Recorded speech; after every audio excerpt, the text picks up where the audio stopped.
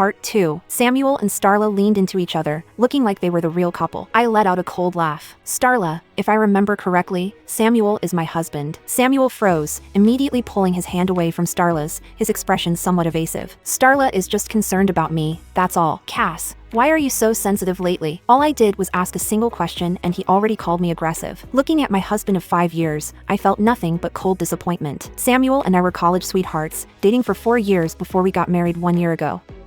Samuel's family background wasn't ideal, and to be with him, I went as far as breaking ties with my parents just to marry him. Thankfully, he's been nothing but devoted to me since we got married. If only I hadn't found that marriage certificate. Sammy, I'm fine, really. Let me disinfect your wound first. Starla looked at Samuel with a wounded expression, then easily located the first aid kit in my home and pulled out a bottle of antiseptic to treat Samuel's injury. That antiseptic's from 2 years ago.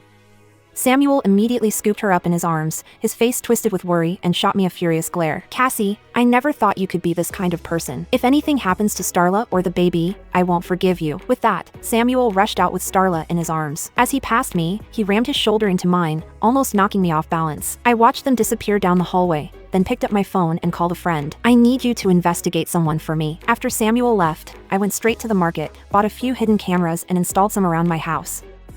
I then headed over to Starla's apartment. The place she was staying in was actually an apartment unit I bought before I got married. After she became pregnant, she tearfully confided in me that her prenatal checkups were so expensive. I felt sorry for her, so I let her move into my apartment. However, the apartment I live in now was officially owned by both Samuel and me. I paid $300,000 for the down payment, while Samuel contributed only $7,500. Still, the property ownership was split evenly between us.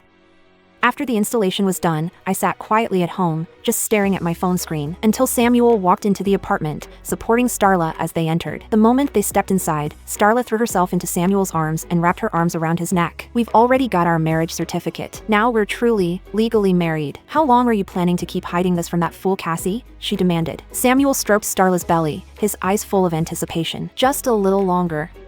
You know Cassie's family owns a business and she's their only child. Everything they have will eventually belong to her. As long as I keep her happy, it'll all be in my hands, won't it? Starla seemed displeased. What about me and the baby? Don't forget, I'm carrying your child. You don't plan on keeping me and our child in the shadows forever, do you? Samuel gently reassured her. Of course, I'll take care of it. Once you give birth and get the baby registered, I'll divorce her and get our marriage certificate. As soon as we're legally married, I'll start transferring all her assets to you and the child. With the money in our hands, what else is there to worry about? A smug smile crept across Starla's face as she listened. I can hardly wait to see that lowlife Cassie left with nothing. I watched them on the surveillance feed, my fists clenched tight. I never imagined the two people I trusted most could betray me so thoroughly. I would make sure that this scumbag pair pays the price they deserve. I saved all the video recordings, then headed out the door. I arrived at a luxurious villa and rang the doorbell. Samuel hadn't come home all night. He spent the whole night with Starla. When he finally returned, I was just about to leave. Holding breakfast in his hand, Samuel blocked me at the door. Cass, I was wrong yesterday. I shouldn't have yelled at you. I was just worried about Starla being pregnant. If something happened to her in our home, we'd be responsible. I glanced at Samuel. Afraid of responsibility, so you stayed with her all night? It's not what you think. She started having complications and I was afraid something would go wrong, so I stayed with her all night. Besides, Starla is your best friend. If you don't believe me, you should at least believe her. Samuel took my hand, trying to win me over, but suddenly noticed my ID and household registration booklet on the bench by the entrance and asked curiously, Cass, why are you taking your ID? I slipped the documents into my bag and replied indifferently, the house in my hometown is about to be demolished. They're working on the compensation, so I need these to register. Demolished? Samuel's eyes lit up at the word. Is the compensation distributed per person? How much can each person get? Of course it's divided per person, but since it's just the 3 of us in my family, each person will get around $1.5 million. Too bad we haven't gotten our marriage license yet, or you'd count as one of us. I sighed, feigning regret. The instant Samuel realized each person could get $1.5 million, he couldn't keep his cool. Why didn't you tell me about any of this before? If I'd known, we could have just gone and gotten the marriage license already. Samuel said eagerly. Weren't you the one who said getting the license on our anniversary would make it more meaningful? I replied coolly, my tone flat. Samuel quickly grabbed my hand. Cass, I just wanted to make it a memorable moment for you, you know? But a marriage license can be done anytime, while an opportunity like this demolition compensation won't come around again.